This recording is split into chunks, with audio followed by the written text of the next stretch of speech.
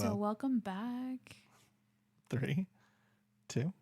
Welcome back to the podcast. If this is your first time here, I am Nacy. And I'm Gary. And we have a YouTube channel called Lost Girlintomorrowland. And this is our podcast talking about our adventures, some behind the scenes information, and then we like to get a little bit awkward. Yeah, we like to have those conversations so that, you can be comfortable having those conversations in the future. Does that sound good? Is that a good intro? Trying to think. Well, you should let us know, audience. That's going to be our intro. So today, let's talk a little bit about what we've been up to, right? So we just actually got back from going to Spirit Halloween, so check that video out on our YouTube channel, Lost Girlintomorrowland. This week. Yeah. It's Halloween time already. It's kind of crazy. It's only August and it's already Halloween time. And the Spirit store was probably already open for a few days before we got there. So it's kind of crazy that it's already open and they're already doing all their Spirit Halloween stuff. And it's interesting too when we looked it up because we wanted to make sure we went to the right location. And you got to look it up on Google. Like, that's an insider tip. Don't try to go to the one you went to last year because it might be there, but it also might not be there. Yeah. So you need to go to their website to find the right location, and it's still listed several stores in the area that haven't opened yet and that will be opening. So I find that pretty interesting. And I did figure out what store it was in. It was in a Stein Mart. Oh, so it's not Save Mart. Okay, so Stein Mart, that makes sense. Mm-hmm. It's an old Stein Mart, and if you've ever shopped at Stein Mart, you're old. But yeah, so Spirit was a lot of fun. And then we also went to Phoenix for a couple days. Yeah, we just got back from Phoenix. We went to the Yellow Card concert with the Mayday Parade, This Wildlife, and Amberlin. And of course, Yellow Card. Yeah, but I said we went to a Yellow Card concert, so I wouldn't have to say Yellow Card again. Well, Yellow Card. And we stayed at this interesting resort, which we can talk about too on another date and time. Is just comparing old resorts to new resorts, I think, is an interesting thing too. So yeah, we stayed in Phoenix for a couple of days, and then we were home for a couple of days, and then we got on a plane and we flew to Orlando. Yeah, if you want to talk about the hotels and stuff, we're doing that in the September podcast. So we've been talking a lot about hotels in September podcast. So definitely check that out. We'll probably mention the Buttes Hotel is what it was called. The Buttes. Marriott at the Buttes. So we just got back from Orlando, I don't know, a handful of days ago. Yeah, they were 3 days ago. We've already shot a couple more videos in Vegas. We're going to go around and do hopefully a nighttime video either tonight or tomorrow night and kind of do some fun stuff there. So definitely head over to our YouTube channel at Lost Girlintomorrowland and check those adventures out. Yeah, and I go back on another trip in about a week. I leave in about a little less than a week next Monday. And I'll be flying again. But only for a week. So you'll only be gone for a week and then you'll be back. So that's not too bad. Yeah. The rest of our year is roughly already planned out, which I'm really thankful for. I have the opportunity to plan out the rest of the 2023, which sounds really weird because it's only August. And the rest of our year in terms of my work schedule is planned out. So everything else is just going to kind of be planned in between. We're still not sure what we're going to do for the holidays. That has yet to be fleshed out. And honestly, we'll probably just be home because... Yeah, that's a big question too, by the way, what we do for the holidays. Because you guys are going to want to follow us for September's podcast because there might be some big changes next year coming down the pipeline. So, there's too much for us to talk about in August show. So, September, this show is just gonna kind of roll into September too. And who knows, maybe even October. I don't know. We just have so much that we want to talk to you guys about. And we just can't see how we can just cram it all into one episode. So, yeah, there's a lot of things coming, I think, down the pipeline for 2024, which we were excited going into 2023. We had a lot of ideas, i.e. this podcast was something that we kind of came up with. And next year, I'm excited for next year. So. Yeah, and to those listening on the podcast, we think we've sorted out. We've had some audio issues that were kind of glaring, and we hope we fix them, and this podcast will go smoothly. It's been fun. We've definitely found out some new things. We did a ton of research before this, and it's just a fun experience trying to do a podcast. So let's get to our actual August podcast. So we're going to talk a little about DAS first, which is the Disability Access System at Walt Disney World. And we're going to talk a little bit about Universal too while we're talking about it. But specifically, we're really going to be focusing on the differences between the two, because now we have officially gone through both pre-interviews. We've used them in both parks since they reopened after COVID. So there's a lot of things that we like to talk about, and a lot of kind of things where definitely there can be some improvement there, Disney, and a lot of things that they're doing well too. Agreed. Yeah, we first used the new DAS system when we went, I want to say 2022. Mm-hmm. We went to Oogie Boogie Bash. Disneyland. And that was our first Disneyland experience, was Oogie Boogie Bash. We hadn't been to Disneyland yet. Disneyland proper. Yeah. And we went to DCA, technically, but it's still Disneyland. And it should be one park. Yeah, together they really should be one park, because their size. Disneyland proper is big. I think it's big for what it is. DCA is not very big, so just adding it on as like an additional land to that park wouldn't be a stretch. Yeah, at all. Agreed. So, yeah, we originally used the DAS for the Oogie Boogie Bash, which, another legit tip, you can utilize the DAS system for parties, and you can utilize the DAS system for the pre-party. So whenever, at least as of right now, as of August of 2023, if this ever changed, I will update it. But anytime you book a Mickey's Not So Scary, Mickey's Very Merry Christmas, Oogie Boogie Bash on the West Coast, or I think they also do a Mickey's Very Merry Christmas at Disneyland as well. Anytime you book a special event, typically, well, even the Valentine's Day one too. So yeah, anytime you book a special event at Disney, you typically get into the park anywhere from 3 to 4 hours prior to the party starting. So do you need a day ticket for that day? Not if you just want to go a couple hours before the party. So in those couple of hours, you can utilize the DAS system. So that way you, like everybody else, has equal access to the rides, and that is the purpose of them. And then when the party actually starts, there are certain rides that will utilize it if the wait time gets too long. For the most part, most of the wait times are under a certain threshold, so they won't utilize a DAS pass. So keep that in mind. It doesn't always mean that you're going to get one, but we have been to certain parties, even prior to COVID, where the line was way longer than, I guess, the threshold for DAS, so they did allow DAS to utilize the Fast Pass lane, or the Lightning Lane as it is now known. So yes, you can utilize DAS for parties whether you're on the East Coast or the West Coast. Now, they both have the same process, but they're two separate websites. You have to go to Disneyland Disability Access Service to optimize the pre-interview process for Disneyland, and you have to go to Walt Disney World's separate website to utilize Walt Disney World. Why they don't blend the two together, I don't know. Yeah, something to know is that was something that we had a stumbling block the first time we did it. We are actually on the Disney World one. Mm-hmm. We waited the entire time. We finally got the cast member and like, oh, this is the wrong website. So Disney's actual website is very poorly laid out and doesn't really explain that there are significantly different experiences, and you have to go to the right website. So whether it's Disneyland or Disney World. Now, once you figure out the two different websites, the process is pretty much the same for both Walt Disney World and Disneyland, in the sense that you will start a text chat with probably a robot, let's be honest, but there might be a person on the other side of it. I don't know. I don't work for Disney.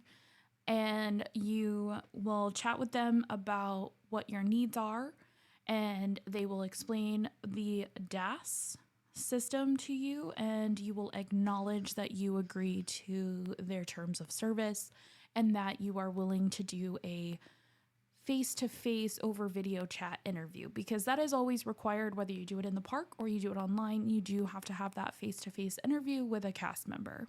So that makes sure that you have a camera that works and then a microphone too that works.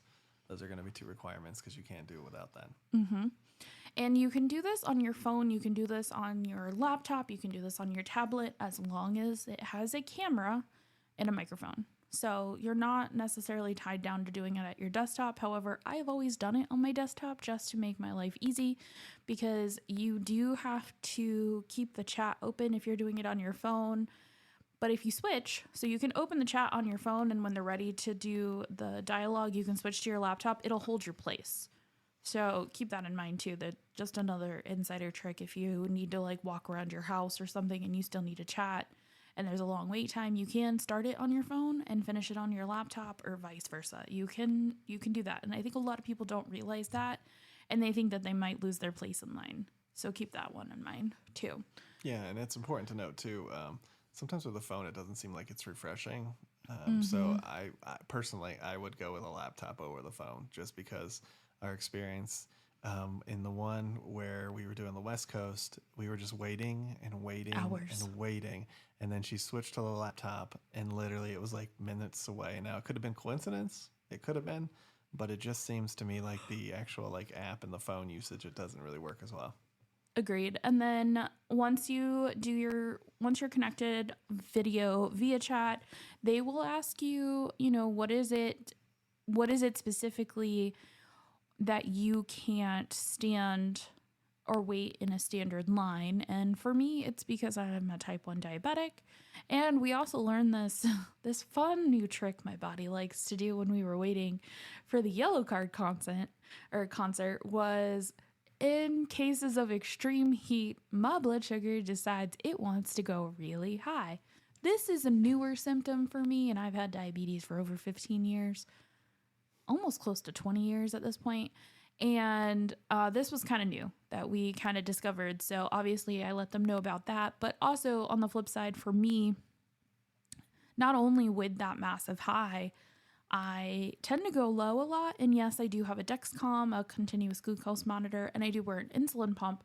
So I do have technology to help mitigate that. But sometimes it's a low that's too low. And that usually requires that I need to go sit down for a minute. I need to go eat something. And while I could bring snacks in the line with me, it doesn't mitigate the whole, like, I don't know where I am and I don't really know what I'm doing in that moment. I'm literally just going through the motions. It's a little weird. It's like an out-of-body experience is like the best way that I can detail it.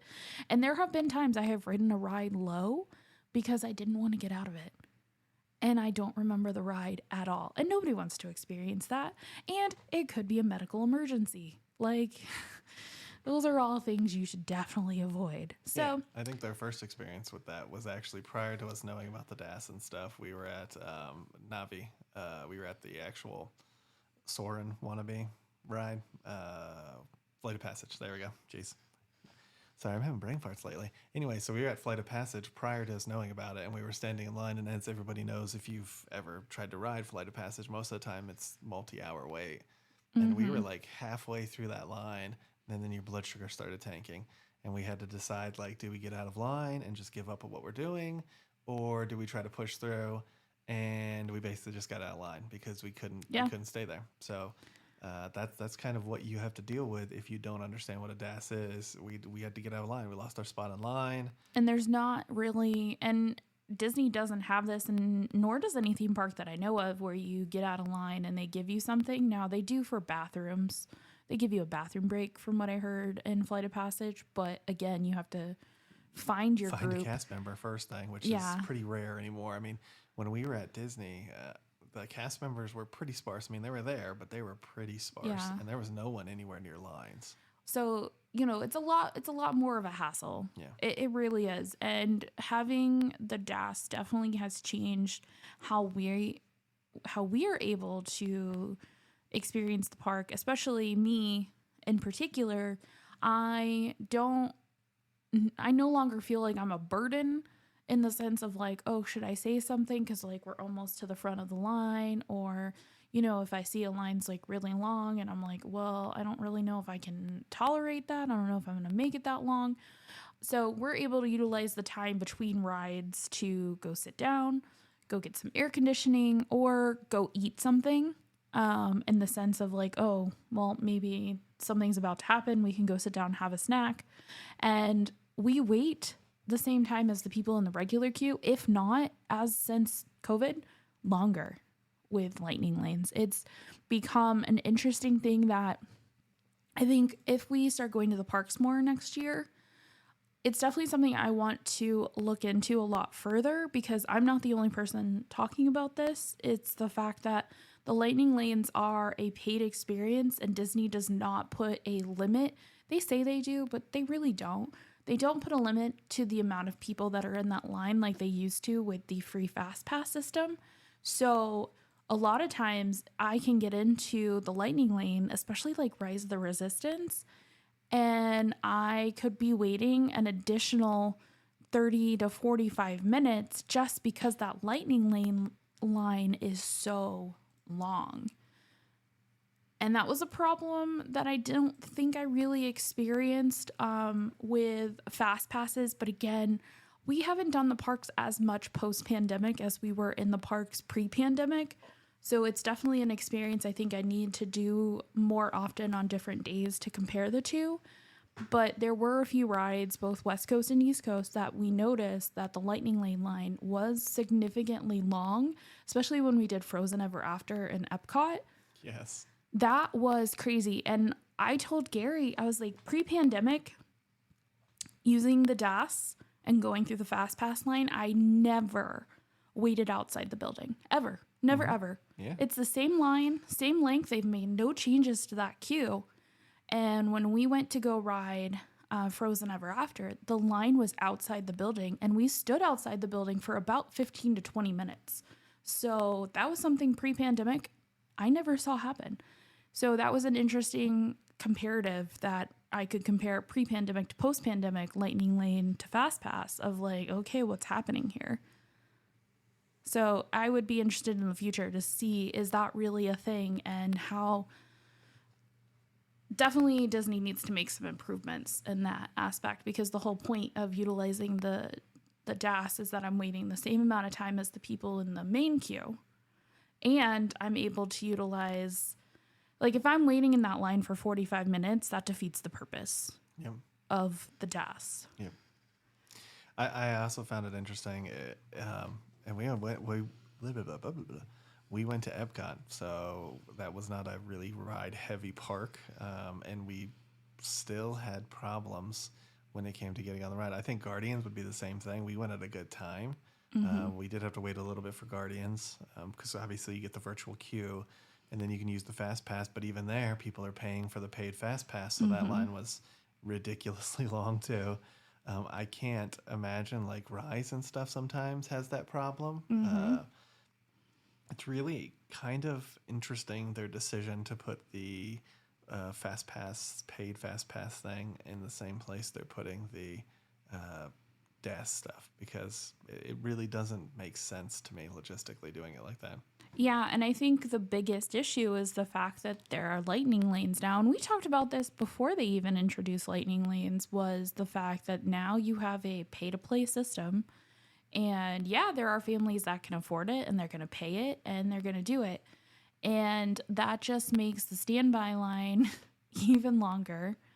Yeah. And I feel like with the Fast Pass system, the old system, there was a limit as to how many people they allowed into the ride every hour. And they were really able to manage those lines by utilizing that. And who knows, sometimes I do think they released more later throughout the day. I think they did.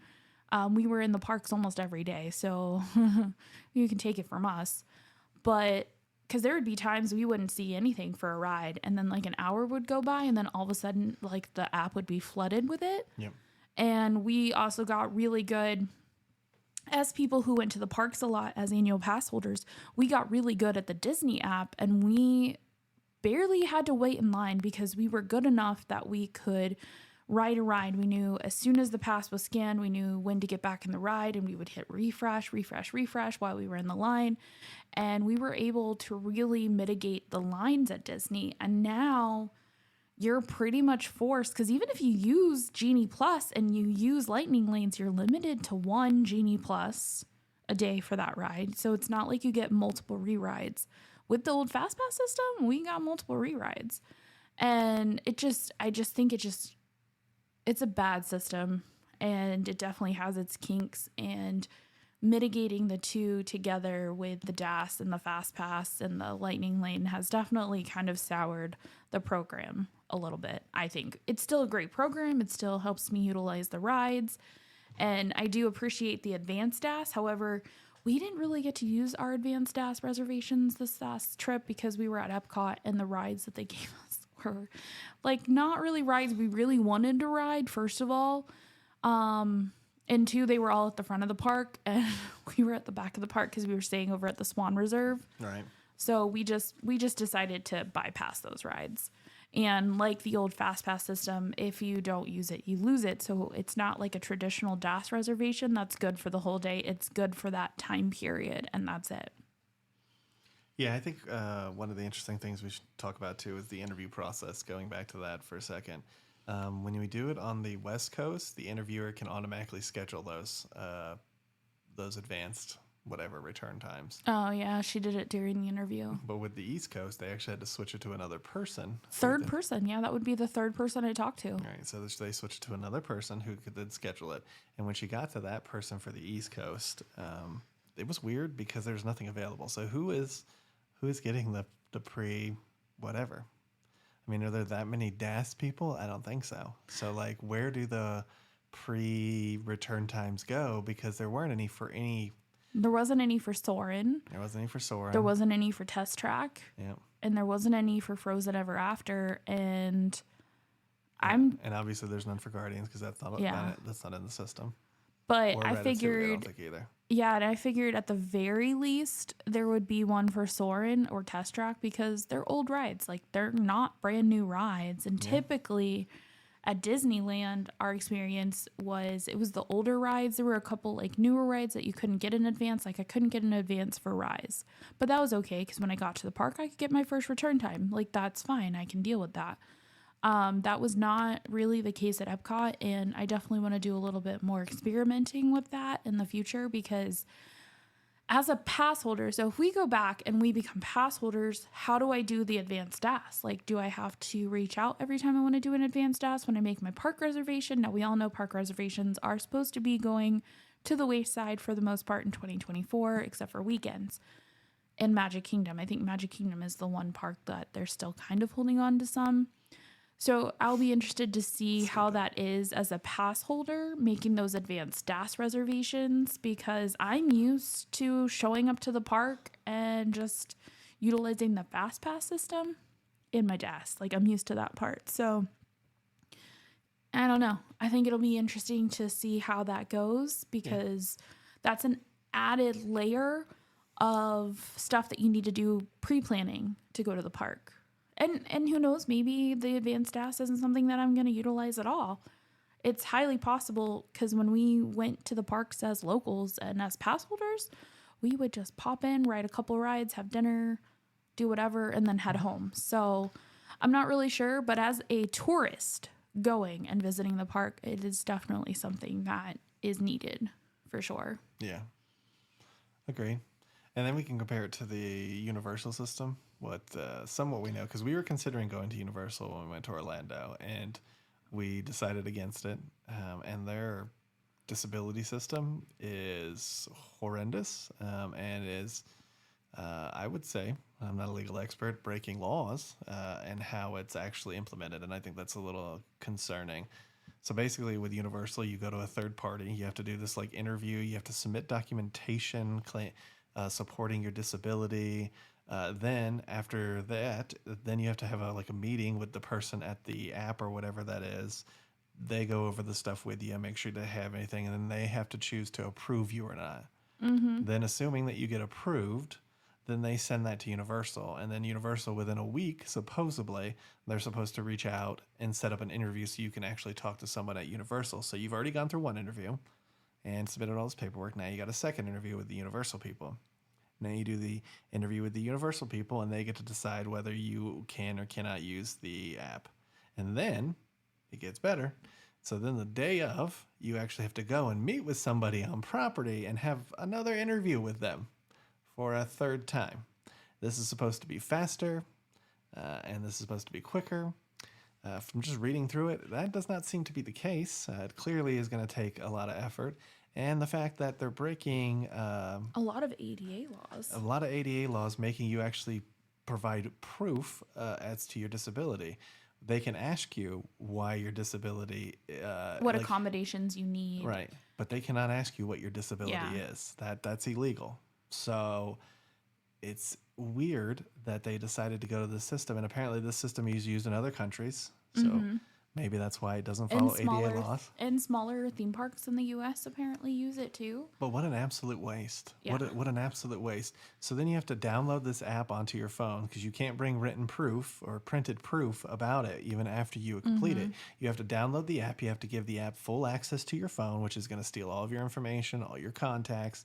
If y'all can remember the Facebook lawsuit from many years ago, the same thing is happening with these apps. That's why they're having you download them so they can take all of your information.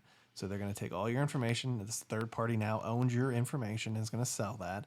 That's why they do this. And you're required to do it. It's so badly thought out, so badly even put together. It's stupid, honestly. Yeah, I even got in, not like a full-fledged argument, but just like a very stern conversation on Facebook with these people who, it's interesting, the people who have the idea like, well, this could weed out people. At the end of the day, the amount of people that are seeking accommodations it's not that huge of a pool of people. It's really not. And if somebody feels that they need this service for whatever reason and that's their go around, well, then kudos to them. I don't care. Because who knows, maybe they really do have something going on and they just don't realize, like, at the end of the day, I don't really care about people, quote unquote, cheating the system. I don't care about it. It doesn't affect me. What I care about is that you guys are trying to set a precedence, which if we continue to allow companies to just kind of move that line just a centimeter, move it an inch, move it a foot, like it's going to continue to get worse and worse. And Universal is a major company and they should be following ADA guidelines. Now, Disney does not require you to bring in any type of proof. You literally tell them why you can't stand in the lines, why you can't be outside in the heat, like what those reasons are, and they will make that determination. Now, if it's a mobility issue, Disney will say, all of our lines are ADA friendly. We're happy to get you a wheelchair. And if cost is a thing for you, 9 times out of 10, they'll help you out with that too, because they do want to make sure it's as inclusive as possible. Universal, and this is pre-pandemic, pre this system, I have gone through their interview process, and it was face-to-face in the park. It was just like Disney. And what was weird to me about their process is I had to explain to them what an insulin pump was and why I couldn't just take it off and put it in a locker for 2 hours. So it did take a lot more of me explaining to them why I needed to utilize their system, because if you guys know anything about Universal, they are very roller coaster heavy, and their roller coasters don't allow you to bring things on board with you. Especially some of the newer coasters, like at SeaWorld, all of those parks, they don't allow you to bring your things with you. And an insulin pump is something that could, be affected by the magnets on the roller coaster. That's how they start and stop. So there have been studies that have said that, like, sometimes that could affect them. So you shouldn't wire them on roller coasters. But also, too, the medicine that I get from it gives me medicine, like, every 20 minutes. So if I'm disconnected for 2 hours, I could potentially have high blood sugar, or, in the event of whatever, I could also bottom out as well. But without having my cell phone, without having my insulin pump, I wouldn't know what my blood sugar was, and I wouldn't be getting my medication for that period of time. So having to explain that to the Universal person was definitely frustrating, because they were like, oh, we'll just bring snacks in the ride. I'm like, you don't allow me to do that. Yeah, that's not even an option. It's crazy. And they're like, well, you can bring your book bag with you in the line and you could give it to the representative at the ride. And I was like, yeah, but not everybody's going to be willing to look at that or watch it, especially since it's got my medical devices in it. Yes. So it took a lot more explaining with Universal to explain why I needed to utilize their service, because they do seem to lean more to like the autistic, neurodivergent crowd, which whatever, I'm happy for that as well. But there are other hidden illnesses that have a lot more complications to them. Now, if you were on shots, perhaps maybe you could get away with that. Maybe. But I would still argue that you can't bring snacks with you in the line. Yeah. You can't bring your cell phone. So even if you were on shots in your Dexcom or one of the other CGMs, you wouldn't be able to get your blood glucose reading. So you would just be kind of relying on your body, which sometimes isn't always accurate. So again, Universal system was complicated even beforehand. It wasn't the easiest system. Now, utilizing it in the past was like they gave you a card and you went up and the Universal cast member would fill out a time for you to come back to that ride instead of it being digital. So I'm curious if they've moved to more of a digital system in the last like 6 or 7 years since I've used it. But this new program just seems like 10 too many hoops to jump through. Well, and you think about it, people are always complaining. It's like, oh, well, people could be abusing the system. And it's like, okay, and if one person is out of a million, whoop-de-doo. Yeah. That one person abuses the system. But what if you make it too difficult and then a billion people can't use it who need it? Like, that's the thing. It's like we're trying to make it so that people who need it can use it. And yeah, sure, there will always be people who take advantage of things, but you can't like develop these whole thing for these mystery people that no one can point out. Yeah. No one ever shows you anybody who abuses the system. They just assume there's somebody out there who's doing it. I mean, honestly, most of it boils down to just jealousy. It's like, oh, they get to ride the ride faster than we do. And it's like, no, that's not how it works. Just because you don't see us standing in line doesn't mean that we're not waiting just as long as you are to ride this ride. We're just not waiting in the actual queue where we're confined and we can't have either A, at Universal access to our things, or B, at Disney being confined and not being able to leave that area for whatever may happen. Yeah, and I think, too, something you said with Universal is like, oh, they have a lot of coasters. But it's not just the coasters. Even the dark rides, a lot of them, you have to put your stuff in lockers. Like, it's not even just the roller coasters. So people are like, oh, just don't ride the roller coasters. Well, it's not just the roller coasters. Just about every dark ride that's there, too, has a locker for it. And you can't bring stuff on the rides. Well, yeah, and it's you should never... Universal thing. Well, no, and I'm not telling you. And then if you think about the Harry Potter line, none of those are roller coasters, but all of them, you have to lock your stuff up. Go ahead. Oh, I was just going to say, like, the conversation should never come out to, like, well, then just don't do that. Yeah. Because at that point, if you're telling somebody, well, just don't do that, then you have completely unincluded them into that group. They're no longer eligible to do that activity. And that is the point of the disability access service, whether it's at Universal or at Disney, is to allow everybody to have the same opportunity to enjoy that ride in whatever capacity they can. Yeah, exactly. And I think, and it was interesting having that stern conversation that I had over on Facebook, and the one lady was like, well, I'm sure you could just, I bet you can't even approve it. And I was like, why are we going here? First of all, like, why would you Licking even the boots of millionaires? I'm just like, okay, here's your sticker, Karen. I'm a type 1 diabetic and blah, blah, blah. I don't care to hide my disability. I don't. It doesn't bother me. There was probably a day and a time where it did, where I used to give my shots in the back corner of my office, afraid that somebody was going to see me, which they did. And they did violate some ADA laws there. But I was young and stupid, and I didn't realize that. But as an adult now, I think, especially us being up-and-comer YouTubers and this podcast, I think there's definitely a badge to wear to be like, no, like, I have type 1 diabetes, like, I have a disability. Doesn't mean I'm disabled. Well, let's talk about that, too. Just because you have a disability doesn't mean you are disabled. Those are two different words as well. Yeah. But I think being vocal about these invisible illnesses is definitely something that people didn't really talk about a whole lot 20 years ago. And everybody just kind of like hushed in the back corner, and people don't realize the different daily struggles that we go through. Like, even us just flying home the other day, like, I dealt with blood sugar over 250 for hours. Oh, yeah. Check out that video on our YouTube channel, Lost Girl in Tomorrowland. And sometimes there's no rhyme or reason. Sometimes something's going on with my body. Sometimes it's technology. Sometimes it's the whole trifecta. Yeah, so it goes back to you can't really plan for it either, because that's what people's always excuses. Oh, well, then just plan better. There's only so much that you can do to plan, and there's always variables that you can't take into account, like the heat. Sometimes the sun really bothers your blood sugars. Other times it doesn't do that much to them. But you won't know until that day and that moment what it's going to do, and there's only so much that you can prep for. And you can mitigate those issues as they come along. But even then, like we were sitting in the Detroit airport, and I'm like, well, I've done everything that I can do to fix this. I've given myself extra insulin. I've changed my site.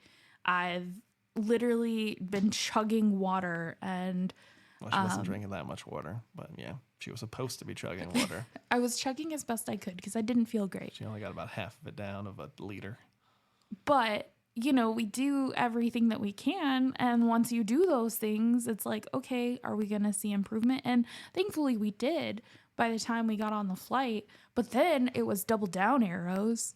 And we're like looking at each other. We're like, oh shit, like now what's going to happen? Am I going to bottom out on this plane? So again, it's like, you just don't know. And some of that insulin I had given myself hours ago. So I'm like thinking in my head, I'm like, okay, is my body having a delayed reaction? Like what's going on? So again, like, especially when it comes to me and why I utilize these services, there's a lot of things that we can't plan for, and we do our best in the moment. But it's just, I feel for people who don't realize that there are options for them. Like if you have Crohn's disease, like, you can't stand in a line. You don't know what's going to happen. Right. I mean, since I got my gallbladder out, sometimes I feel like I have GI issues like that too. Like I can't eat certain things, and people just don't realize it, and you shouldn't judge other people. Like that's the other thing. Like you don't know what that person's going through that's in that line. You don't know. Well, I don't understand, why do people care? You know what I mean? Exactly. I get being frustrated at Disney because the whole fast pass thing and the paid stuff really does extend your experience in the standby line. I get that, but that's not a DAS issue. That's a Disney greed issue. And if you want to address that, that's fine. But these are two separate issues that you need to establish.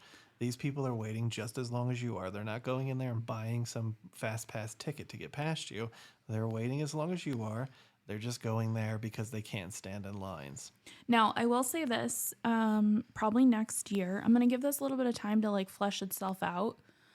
But I think when we're ready to go to Universal and visit Universal again, whether it's Hollywood or East Coast, Orlando, I am going to try their system and give it a go. And I obviously will take you guys along for the journey and the ride and bring you along with me, because I think there is a lot of misinformation out there, first of all. Oh, yeah.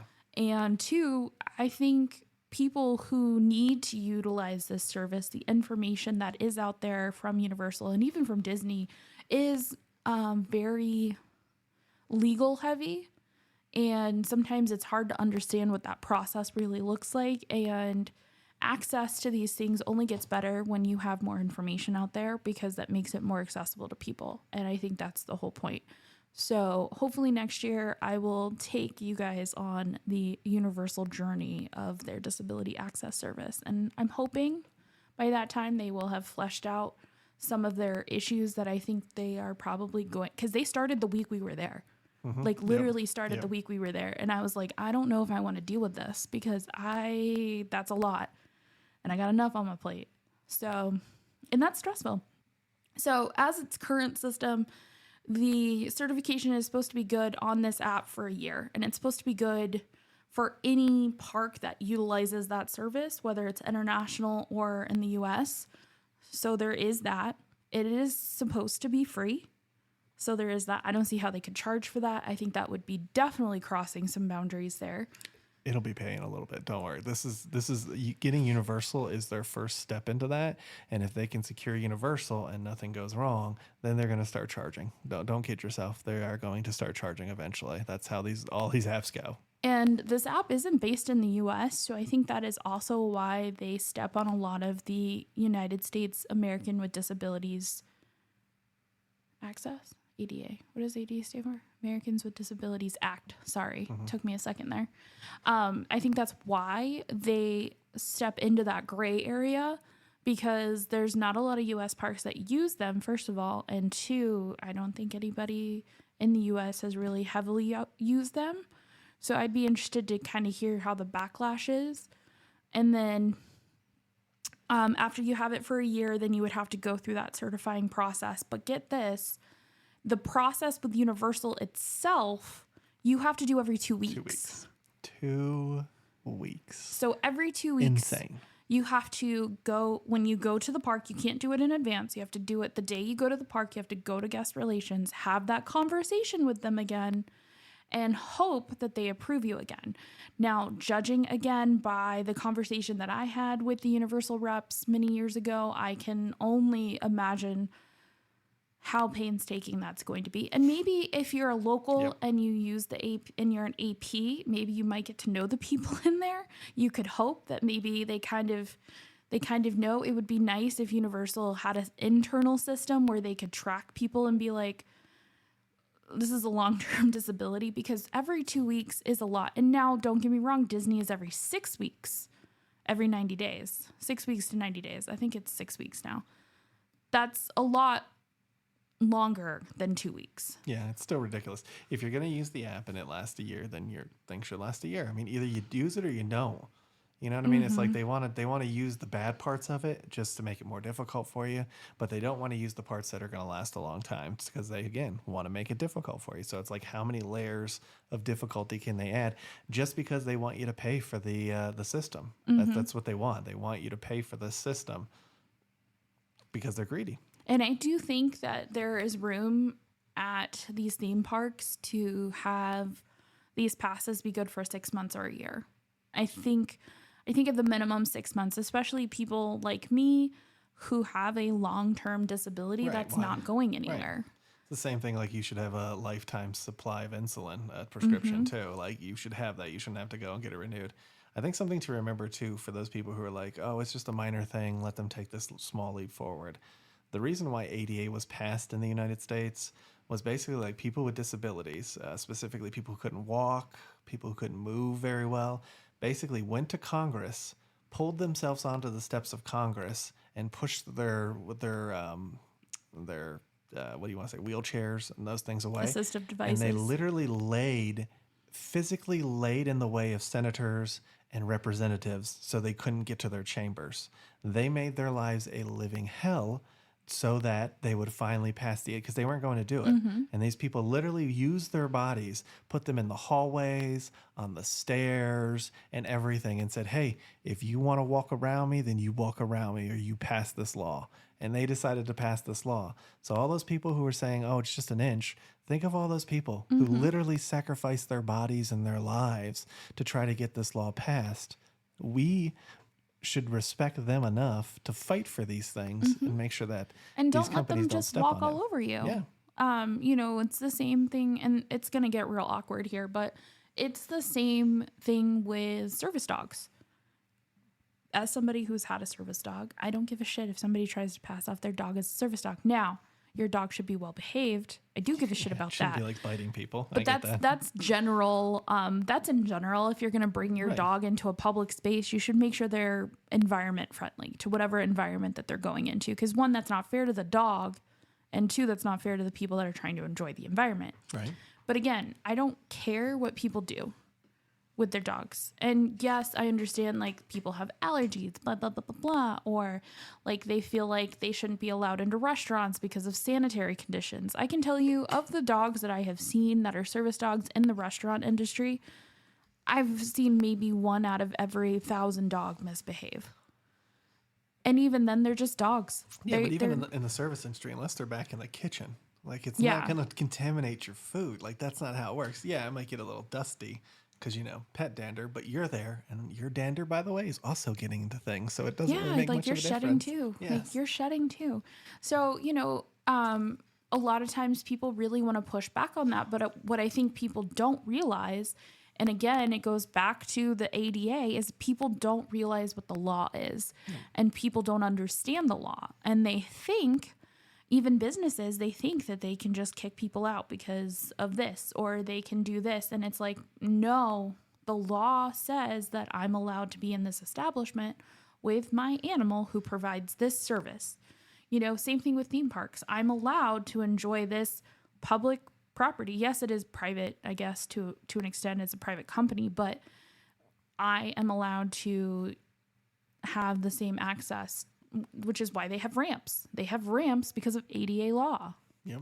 And they have to have a way to mitigate if there's not ramps, and Disney does a great job about this. They do have rides that are older than some ADA guidelines, so they have a back way. They've figured it out. And they are very upfront with certain rides about, like, you have to be able to transfer yourself.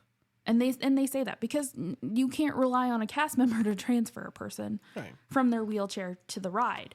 So they're very upfront about those things. But I think people just don't realize what the ADA law is, and that you don't have to disclose that to a company just to utilize the ADA services. Yep, that's right. And the reason is because you can have an invisible disability and it's none of their damn business. That's the thing. It's none of their damn business, whatever your disability is. It's just how do they need to accommodate you. Now, your workplace may be a little bit different. The ADA laws are a little bit different when it comes to your workplace and your place of living. Because I think that's Title II and Title III are public places and businesses. So, but people always want to confuse your living ADA laws with what it is for public services. So they're like, oh no, well, you have to submit a doctor's letter to have an emotional support animal. Okay, yeah, you do, but that doesn't mean you do to be out in public. And again, no, you don't. It depends on your company. Your company might just be like, oh, you need an emotional support animal, that's fine. So, no, you don't. It's not required in the ADA either. So that's, again, another stretch of what the ADA stretch is. It doesn't require it to. The businesses can ask for it if they want to, and many don't because they don't care, because it doesn't matter. Mm-hmm. And as long as your dog is behaving. Matter. Yes, exactly. Like if you bring in a pet for an emotional support in your workplace, if the dog behaves, honestly, nobody's going to have a problem with it. Well, it's not even that. And honestly, the work in the area is probably going to increase because the dog's going to help everybody's stress level go down. Now, that's not to say some people couldn't be allergic to pets. That's a whole other issue that would need to be addressed separately. And very few people are allergic to pets, but it is possible, you know. But beyond that, it's going to be better for everyone around there. Yeah, so I think my biggest takeaway from this is, like, you really should know the ADA. You really should know, if you're somebody who has a disability or you have a loved one in your life who has a disability and you're looking to utilize these services, is you should know what the ADA law allows and you know what you're allowed to do under the ADA, because that's the best way to be informed and be confident. And head over to our YouTube channel, Lost Girl in Tomorrowland, if you're going to Disney and want to learn more about the dads, because again, we have the whole interview. We did a mock interview and showed that on camera. We also have showed it in the park. So, I mean, to get some of that fear out that you should use this. If you need it, use it. That's what it's there for. And one last thing before we switch to our Haunted Mansion conversation that we want to talk about. I do want to say we are honest on our podcast and on our YouTube channel about Disney. There are a lot of areas where they've gone backwards and are doing not so great. But I have to say, the one thing that they do is the disability stuff. They do it pretty well at Disney. So you got to respect them. And they really do seem to be trying to do good. Even when we went with our friends and their kids had some autism things and things like that, so sensory issues, stuff like that, they were really accommodating to them too. So you got to give Disney some props. Agreed. And that is definitely 100%. I will toot Disney's horn for their disability access service and how it currently lays out, and how the cast members have all been very caring and helpful. Yeah. And just remember, on the East Coast and West Coast, just make sure you're on the right website if you're doing that pre-interview. That's kind of the biggest thing. All right, so we're going to take a short little break, and we'll be back in a moment to talk more about the Hatbox Ghost. So our next topic is the Hatbox Ghost / Disney sort of refurbishment. Yeah. So we obviously just got back from a visit to Walt Disney World, and during that week, Haunted Mansion went down for refurb. And then everybody was like, oh my gosh, it's time for the Hatbox Ghost. And Well, I find it funny that like the WWE News Today and all of them are like, well, it was going down and we didn't think it was going to happen then. Yeah. And then it People did. reopened. Yeah. And there was no Hatbox Ghost. Now they said that there was some stuff done in the area where he's supposed to go, but now it's moving back to, it might be the end of the year. Yeah. I don't know. I just don't know if he's actually going to show up. I hope so. But the projected location for him, I think, is really dumb. Well, we'll talk about that in a second. Let's just talk about the general. So the reason he's coming out is obviously there's a Haunted Mansion movie that's out now. It is out in the theater. I checked before we started the show, so it is out in theaters. It's not doing very well. Big surprise. Shocker. And apparently one of the main characters, at least according to a Disney cast member, because we bought a bunch of Haunted Mansion pins while we were there on our trip, she said that the Hatbox Ghost is a major character in the movie, which, looking at the promos and stuff, you wouldn't know that. Didn't know that. Which kind of makes me want to see it, but we're definitely going to wait till it comes out on like Disney Plus because we're not going to pay anything extra to see it. Or who knows? Maybe we'll do a double feature and go see Barbie and Haunted Mansion. And you do want to see Barbie. We do have some AMC stuff, I think. Yeah, left. we literally for like a couple years kept getting like AMC gift cards. Yeah, from Macy's work, family. So we still got them. So we might maybe that might be an option. I know she wants to go see Barbie, so I wouldn't be against that. So Hatbox Ghost is a big feature. So now where do you say they're going to put him? They said that they're going to put him in the like first part of the ride with the infinite hallway. Yeah. Yeah. Which I personally, now this is just me, I think that Haunted Mansion, Pirates, and Thunder Mountain are all better on the West Coast. Give me a second to think through that. So Haunted Mansion. Gosh, you're right. You walk through that hallway and you come into the grand foyer. I mean, the only one that's competitive is Haunted Mansion. The other ones are clear winners on the West Coast. Like, there's not even an they argument. do the Nightmare Before Christmas overlay, which is probably the only reason I'm going to go to Disneyland in September. Yeah, I think even if we move, we're considering moving. We're going to talk about that next month's podcast. But even if we move, I still would want to go there every year. Yeah, and see the Haunted it would Mansion. definitely be a yearly trip for us to go for like a couple days and probably go check out maybe Universal too, which we haven't done Universal on the West Coast yet. We have not, no. And there's still a lot of stuff that we want to do out here. But yeah, I would agree making at least like an end of the year trip out here or do it in spooky season too. So when we talk about out here, the Hatbox Ghost out here on the West Coast, because we live in Las Vegas, in case you didn't know and don't follow our YouTube channel, lostgirlintommorrowland, it is right outside the attic. So there's a spot after the whole Constance Hatchaway little, I'm going to chop your head. And then you kind of come out of the attic, and then right there on the right side, it's sort of like a porch for the attic. I don't know what I would call it, but it's right before you start going backwards and going downstairs. There's Hattie. He's just hanging out right there doing his little Hatbox thing. Yeah, which it's supposed to be like, hey, you fell out the window. Yes, that's what most people say. That's when you're supposedly dying. Yeah. So I think that's a fitting spot. Well, he's got his own spot. Well, that's where he's supposed to be too, because if you go on the East Coast, you'll see there's a bunch of hat boxes there. So that is where he's supposed to go. That's where he was originally. He was originally in the ride on the East Coast for a couple weeks. And they couldn't get the tricks to work. They couldn't get the illusion where his head would move from his head to the box, and it wouldn't work right. So they took him out, and then they never brought him back. There's always been rumors since the 80s that they were going to bring him back.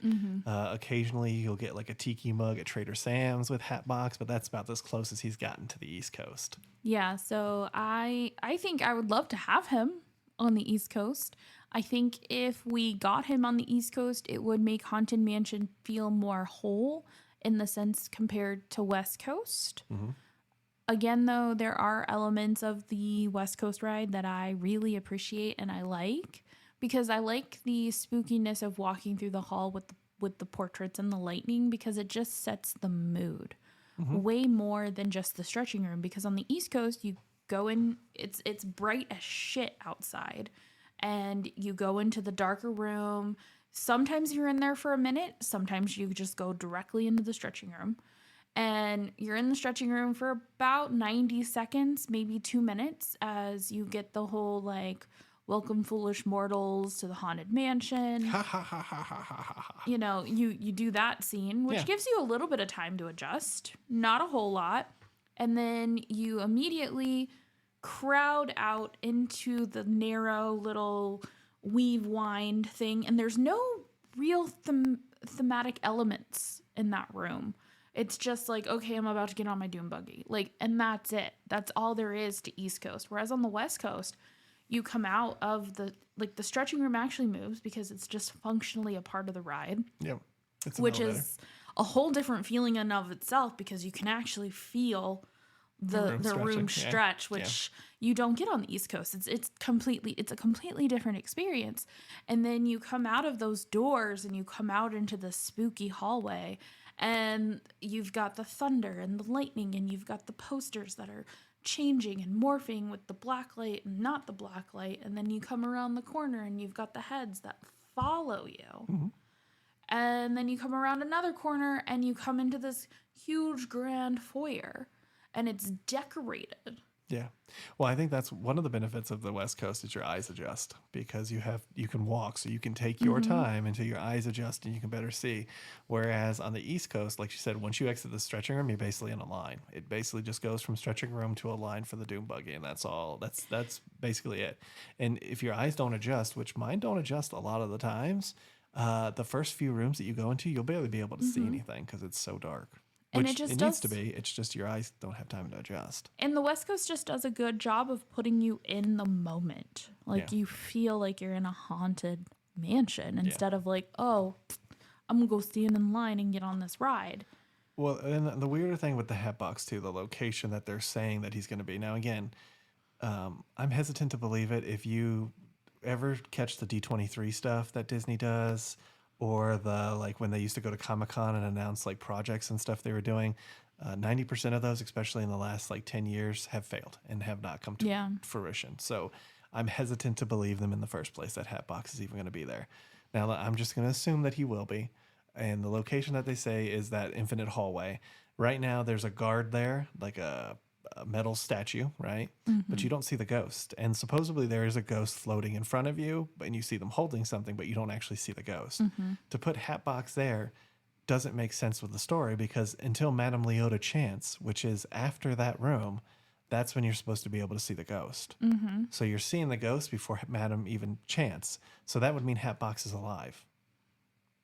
And then it makes no sense. Because at that point, absolutely zero sense. It doesn't make any sense, because how is he alive? Yeah, the whole buildup of the ride has a rhyme and a reason. Like, two different Imagineers designed this ride, and yes, half of it is spooky and the other half is goofy, but they time this ride so that certain elements of the ride come out at certain times, and there's a reason for it. And I agree with you. It feels like if they put it there, you've just decided to take that story and say, poo-poo on you, it's going in the garbage, we're going to do whatever we want, because we can somehow fit the thematic elements in this space. Well, if you say it like that, that kind of fits Disney's motive right now, isn't it? I mean, that's what they're doing. They're basically deleting gingers and trying to, diversify all their properties. And they have these people who work on these projects who don't like the original pieces. Like the lady on Snow White's saying how, like, Prince Charming is a pedo and, like, a stalker and stuff. And it's like, okay, it's a nursery rhyme. Like, I'm not sure why that bothers you so much. But if it does, why are you doing the project? Yeah. Like, if you hate what you're doing, why are you doing it? And you can spend hours going back to movies from the 1940s, 50s, and 60s and piece them apart and be like, well, that's pedophilia. And like, but that's not the point. The point is, you can just skip that project. If you don't like it, if it's not something you're interested in, just don't work on that project. That's my point. It's not so much that these things do or don't exist. That doesn't matter. It's like, if you don't like it, why are you working on this project then? Well, I agree with what you're saying, and I think what I was gonna say is, like, we can spend hours doing that, but we can't just cancel everything. Like, we can't just have a cancel culture for everything. Yeah, but it's not even canceling. It's like, why are you working on this project? Why does it matter to you? Why are you doing this? Money. Like, Right, and it's kind of ridiculous, and the people at Imagineers now aren't getting paid very well Yeah. because Disney's cut their salary, so I guess it's not money anymore. It's just weird, like you're doing these projects and you don't have any respect or faith for the old stuff, and it doesn't make sense. Just do a new ride if that's what you want to do, but don't shit on what's there. Well, it's interesting because I was listening to that audiobook this morning on primal branding, and there was obviously Disney comes up a bit here and there because of their branding, but they were talking about Michael Eisner and how Michael Eisner, his big thing when he was there was like, am I still doing what Walt would want to do? And I kind of thought that was an interesting saying, and you kind of fast forward to now 30 years later, and I don't know that that is the echo of what's being said. I don't think anybody's like, is this what Walt would have wanted? It's more like, is this what Iger wants? And I think that that is where we've lost touch with a lot of the classics in Disney, and going back to like, where does Hatbox really belong, you know, in that story? And I don't think anybody an upper level at Disneyland or Disney World is asking themselves that question of, is this what Walt would have wanted? And don't get me wrong, there's times for changing where your brand is going to go and where you see the future of your company. But I feel like when it comes to Disney, because they always want to market on the nostalgia. Yeah. If that's what you want and you're marketing on the nostalgia, then your question should always be, is this how Walt would have wanted it? Because then that's how you get that market. That's how you reclaim that back. And as of late, it's, at least over the last 10, 15 years, it's been like, okay, well, IP, innovation, but we're not really innovating. We're just going to recycle and regurgitate the same rides that we've put in other parks. So it's definitely, there's been a huge shift in that, and it's definitely disappointing. Yeah. And again, in reference to Hatbox, I do want to see him on the East Coast. I do.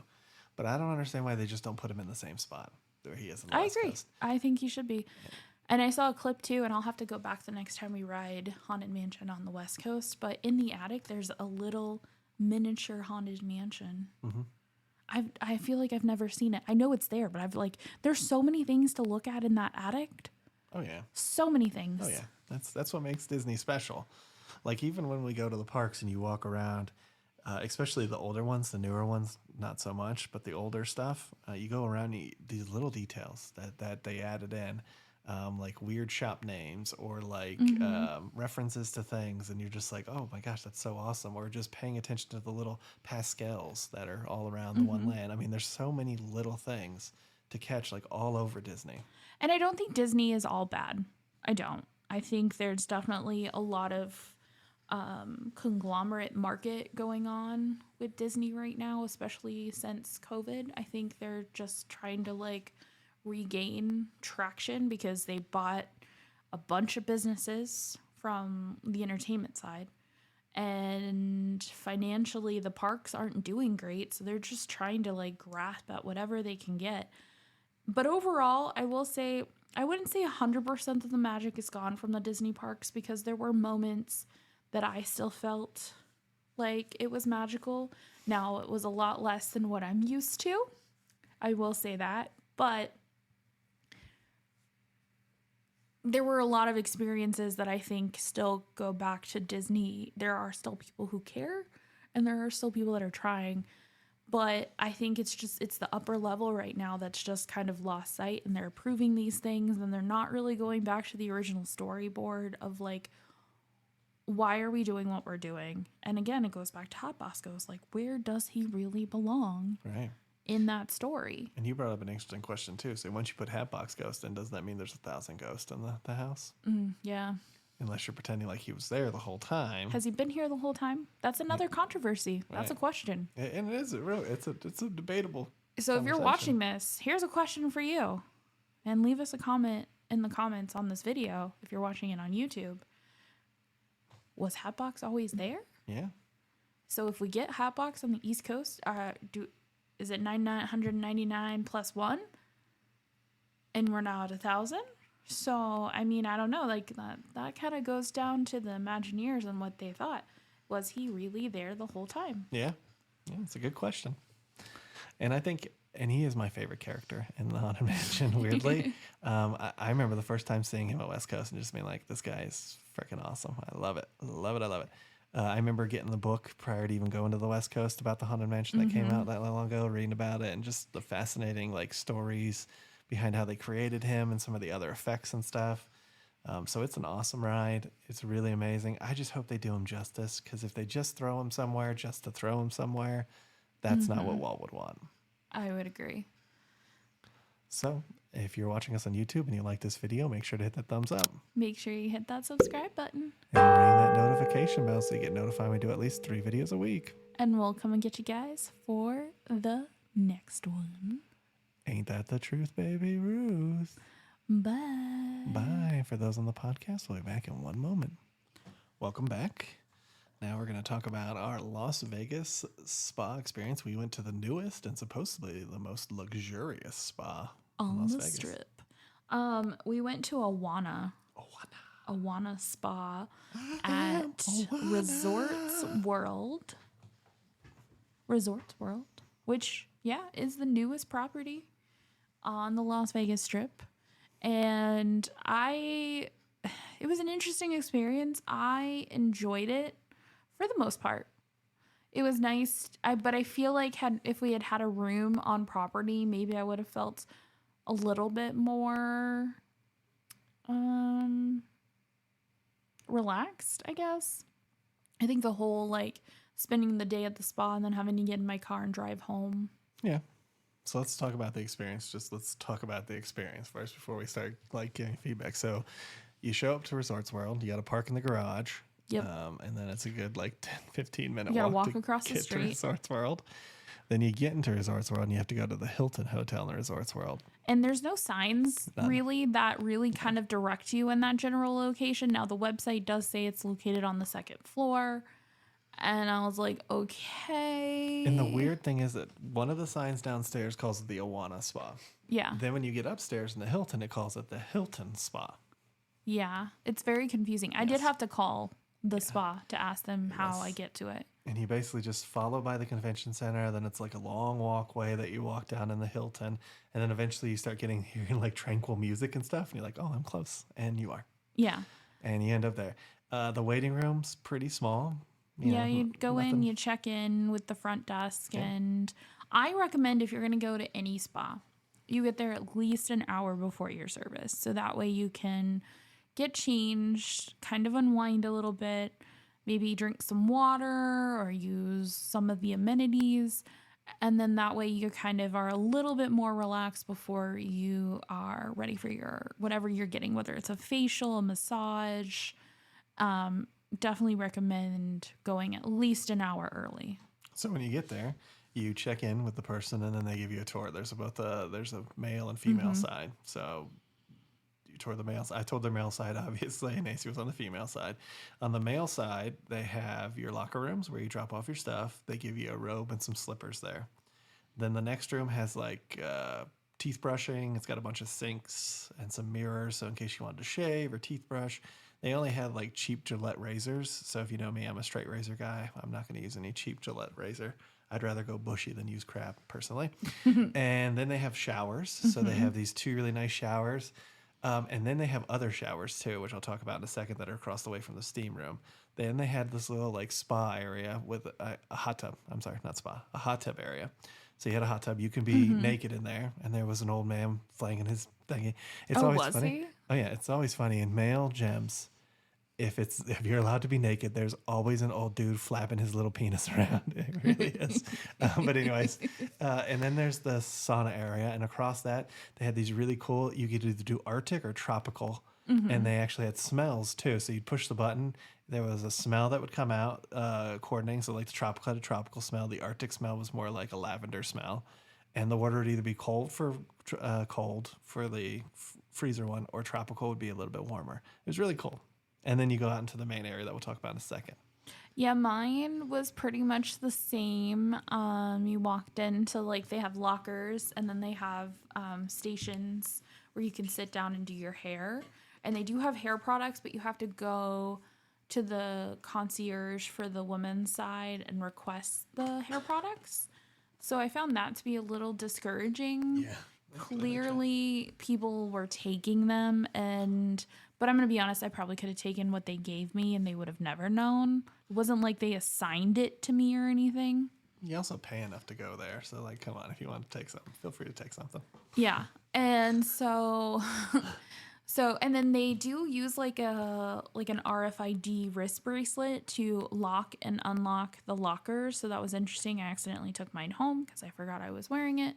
But also nobody said anything when I walked out with it on. That's a whole other thing we'll talk about in a minute.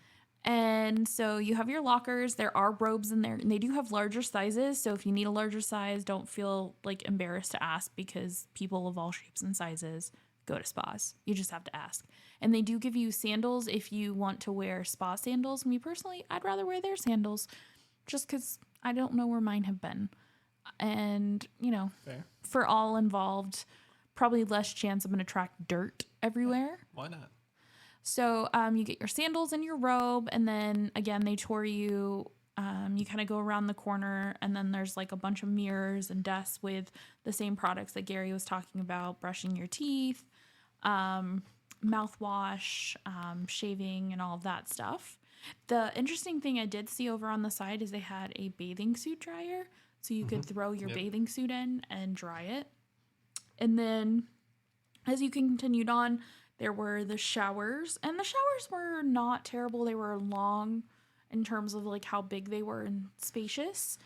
But I will say I was a little disappointed that they weren't all like these rainfall shower heads. Like I was just kind of expecting more out of the shower. And then as you continued on, you had the steam room, which had lavender in it. At least in mine had lavender in the steam room. And that was a steam room too, Let me tell you. It was very steamy. And then again, to the left of that was snacks and waters for the female side. And then I had the 2 showers, the tropical and the Arctic. And then I want to say there was one other thing on the other side of that. But I can't remember. I think it was just the 2 showers. They had 2 of them. No, I did have a hot tub, but I'm just thinking of the hallway before the hot tub. I think there were 2 of those showers. And then there was the steam room was on the other side. That at least mine. No. It was the 2 showers, and then the steam room was over here. No, mine was all like consistent on the same row. So like it was steam room, shower. Interesting. And then on this side was mirrors and like workstations kind of, and they had snacks. So that was how that side of the hall was. Yeah, we had water. We didn't have any snacks on our side. And then it emptied out into this bigger area, which was female only, where you could be naked. Nobody was naked on the female side. Always an old naked guy, I'm telling you. Nobody was naked on the female side, at least that I saw. Maybe people were, but I just never saw them. And so there was the hot tub area, and then they had the seats that were warm. They didn't look as nice as the ones that were in the main area, but it was like a whole row. Just around the hot tub? Yeah, okay, and they had some of those too. I didn't know they were warmed. He didn't tell me that they were warmed on our side. I just happened to sit on mine, so that's how I learned. And then it'd come around the corner, and then you join the co-ed space. Yep. And the co-ed space branches off into 2 areas. They have this like fountain of youth is what they call it. And it's basically like a really cold pool, and then 2 Slightly other pools warmer that pool. are warmer. Yeah. And then a slightly warmer than that pool, and then a hot pool. And then if you turn to the left, there's like just like comfortable chairs, TVs, and you can order some snacks and stuff in that room. So that's the other room. And then off the Fountain of Youth, they have one of those salt rooms where you go in there and there's salt. And then they also had a another sauna. Yeah. Like an actual sauna. Like a desert sauna. And then between those 2, they also had co-ed hot and cold showers too. Yep. So if you wanted to join your lover. And it did the Arctic and the tropical one and those too. The only downside to this spa visit is I really wanted to book the couples room, because they do have a couples room that you can go into together, so you don't have to go male, female to get ready. You can get dressed together, but those were all booked. So I was a little... And I don't think they have too many of them after we walk past there. And so where the massages are taken, basically that center area before you go left or right, if you go straight, that takes you to the massage rooms. So you take that, then it goes to I don't know how many, but it didn't seem like that many when they took us back there. And so we paid for a massage, and they were each solos, but we paid for them together. So you paid an extra $10, and they basically opened up the divider between these two quote unquote rooms. Was interesting. And it was kind of disappointing, honestly. And we did a balayage.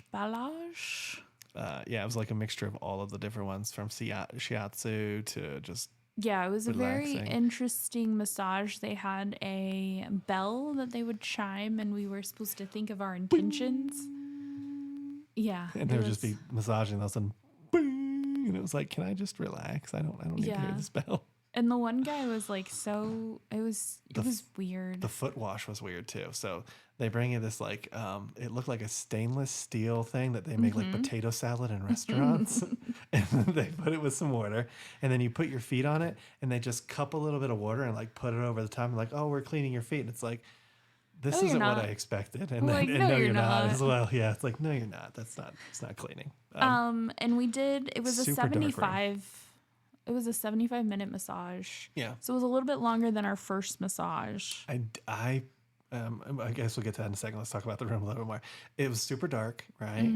It did have like this like cooler in there. I don't know what was supposed to be in the cooler. They never really explained that. They had a shower in the room. Yeah. But we weren't left alone in there long enough to use the shower. So I think it was like a couple's room. I feel like that was like the couple's room. It kind of felt like it, right? It did.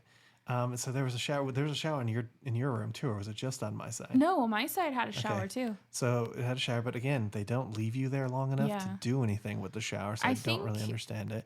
And then they just had like every massage room, they have like some shelving, but like closed shelving, so like to store stuff, and then they had a little table to put stuff on, and that was kind of it for the whole room. With the I will say, for the shower, I think maybe if you do one of those full body exfoliators,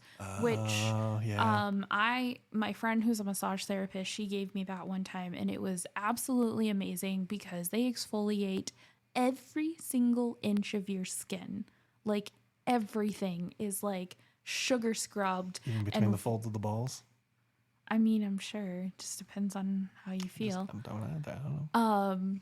But yeah, so they exfoliate you, but then you have to get in the shower to rinse it all off because there's way too much there to kind of get off with a towel, so to speak. Giggity. So maybe if you get like a salt rub, which I would love to get done again now that I think about it, because it's kind of half massage, half scrub. No, that's a good point. I honestly didn't think about that. I didn't think about. You're right. If you do the scrubs, that's probably what the shower's for. But you think they'd still let you use it? I mean, you get the room, right? Like. But I will say the nicest thing that I loved about that massage, one, I always love when the tables are nice and warm and toasty. Like, I just love being naked and being warm. There's just something about that for me, especially if I'm laying on something plush. And they did heat my robe up for me for when I put it back on. So they did. Nice. They did warm my robe, which I really loved that at the end too. It was really nice to put on a nice warm robe. So a couple of weird things with our massage. We were supposed to have 2 men, which that's not weird. That's not the weird part. Yeah. The weird part is that's not what we got. I don't understand where they went, like who we made this appointment, and then we go in there and it's not remotely. It was a guy and a girl, and then he got the girl and I got the guy, which whatever. Yeah, it doesn't bother me either way. I don't really care because I'm an adult and it's not sexual, so it doesn't really matter, right? Like you just grow up. For me, I've always been weird about who touches my body, but I've definitely learned to. Yeah. But I have my own. I shouldn't be so dismissive. You're right. That is true. I have my own personal issues behind it, but that's not to say for everyone. So I've always been a little bit weird about who touches my body. And over the last year or so, I've definitely become more open to that. But it's still weird. So we booked it with 2 people that didn't show. Didn't end up being who we had. So I don't know why. I don't know what happened there. It doesn't matter so much to me. I don't really care, but it was just weird. My massagist, so you put like what level you want a massage in case you've never had one. Right. That's nothing new for people who have, but for those who haven't, you tell them it doesn't matter. I don't understand. Well, yeah, because we got in a massage at the airport and we both put medium, and he went to town. Yeah, he literally put all of his body weight and his elbow into us. And I was just like, oh dear Lord, as soon as, because my lower back is super tight, like any like minor pressure to my lower back and it brings me to tears. So I probably need a lot of work down there, but I got to find the right person. And as soon as he started working on my lower back, man, I was like, oh God, I don't think I'm going to survive. So back to the Awana experience. So when they did it, they did the 3 different types. And I think I put like soft to medium. I think I did. That's not what they did. It hurt. Honestly, the next day it hurt. And I don't know. People should let us know in the comments. Shoot us a message on Instagram or even in YouTube, because I don't understand. Are you supposed to tell them to stop if it's not comfortable? Or is it something that you just kind of wince through and it'll get better later? I think you're supposed to tell them, but I never do. Because like it was horrible. It was absolutely horrible. Some of the stuff that she was doing was fine, but then when she'd switch to like different types, and I don't know which types they are because I'm not that versed in massages to be able to be like, this was the shiatsu or this was this. I don't know. It was just uncomfortable, didn't feel good, and the next day my back was killing me. My back literally. Yeah, I think it was enough that he was like, I don't think I want to get a massage for a while. Yeah, I was like, I don't know if I ever want to do this again, in all honesty, because I didn't feel good the next day. I really didn't. And I did drink a ton of water like you're supposed to, so that wasn't the problem. I just did not feel good the next day. My back was killing me. I had to lay on heating pads. And again, I don't know if it was them. I think it was, because it wasn't hurting before I went there. So, and it really was afterwards. So that's the only sort of variable that changed. The other thing that I did like is that the massage table was motorized. So it was able to like kind of sit up and like do certain things that other regular massage tables don't do. Agreed. I thought that was pretty cool. My massage overall was okay. I think I too woke up a little bit sore the next day, but not as sore as Gary's was. Cause I don't know. He just, I guess, did a better job. Could be. Yeah. So, it was an interesting massage experience. I can't say that I would want another Balinese, massage again. I think I would just stick to the traditional massage. And then maybe, I don't know, maybe I might try like a massage school to try different types of massage since it's cheaper, before I determine what type of massage I really like. Well, I think one of the interesting things too with it is my massage lady was totally disconnected. Didn't talk to me. Yeah. Didn't ask me anything. Yours was constantly like, is this okay? Does this feel good? Checking in. Can I do this for you? Do you want me to adjust this? Is the table okay? Mine didn't ask any of those.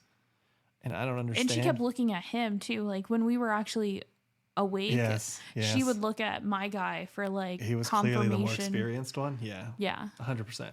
So to me, maybe she was in training. Maybe. Or something. But I did not have a good experience. Or she went into it thinking like men like it rough.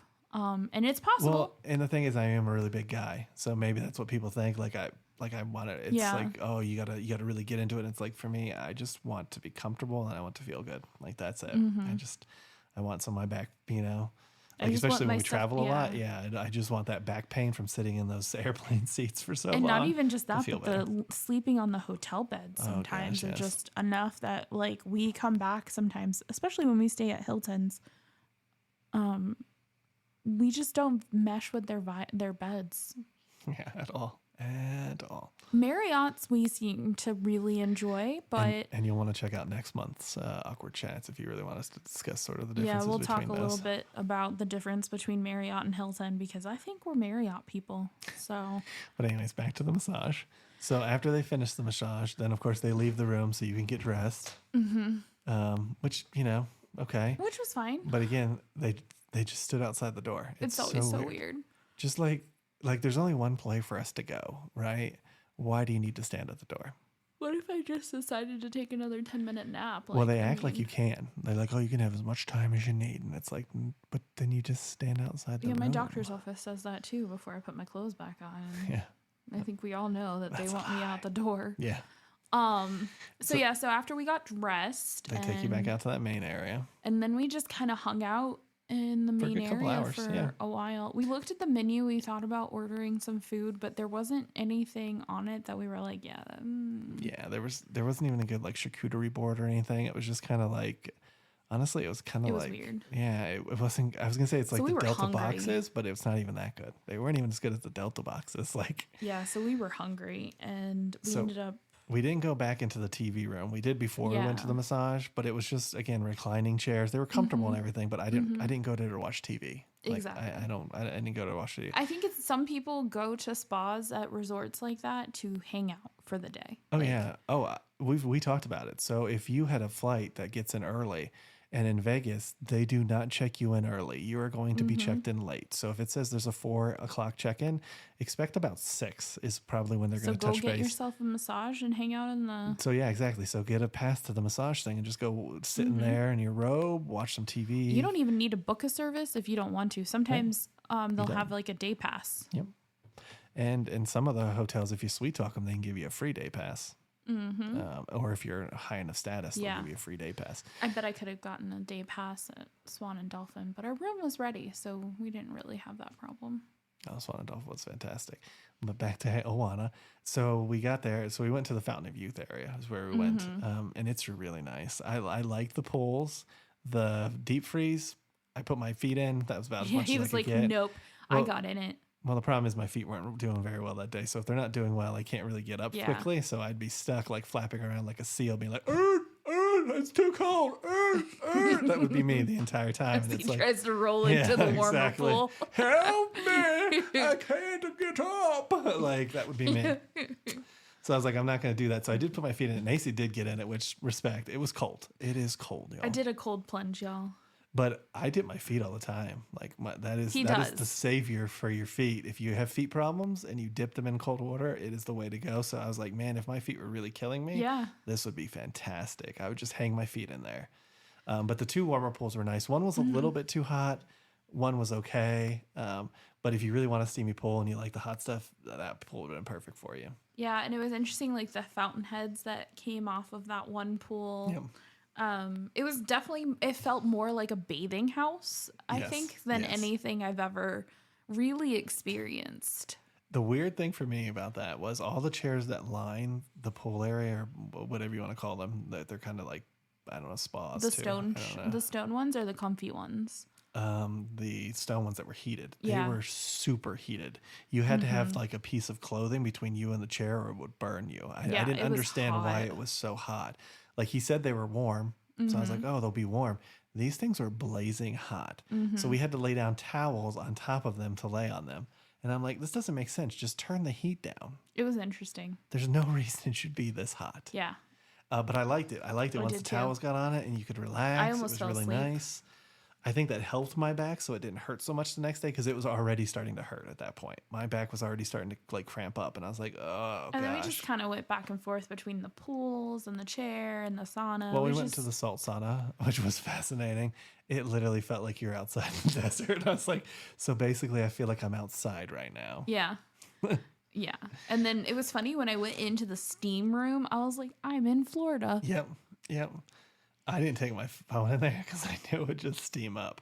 But you did, right? Yeah. Yeah. I don't know how you'd use it. I could barely see out of my glasses. It was just like, it was straight up.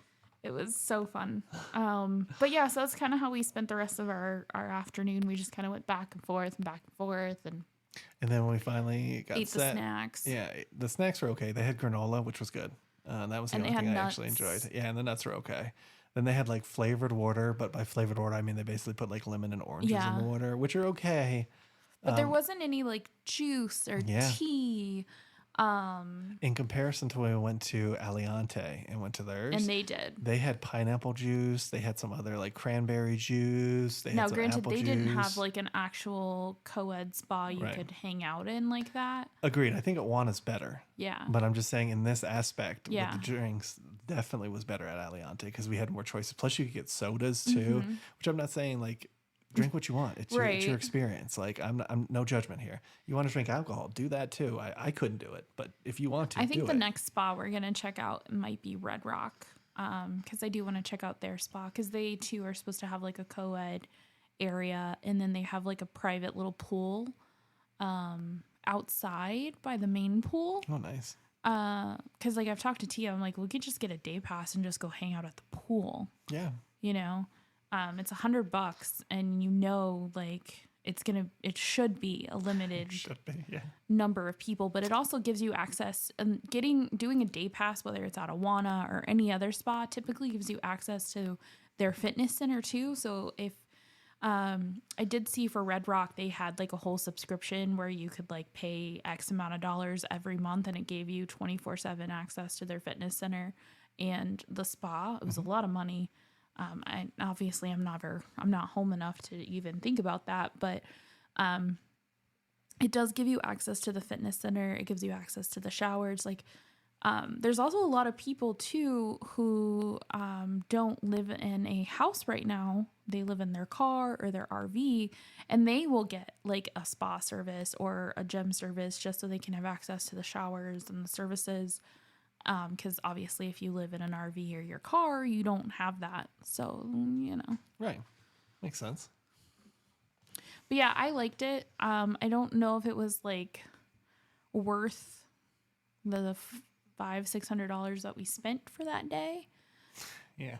Well, and then after we get done, so we get dressed, we get done, then you have to walk all the way out. So you have to walk that confusing trail all the way back out to your car.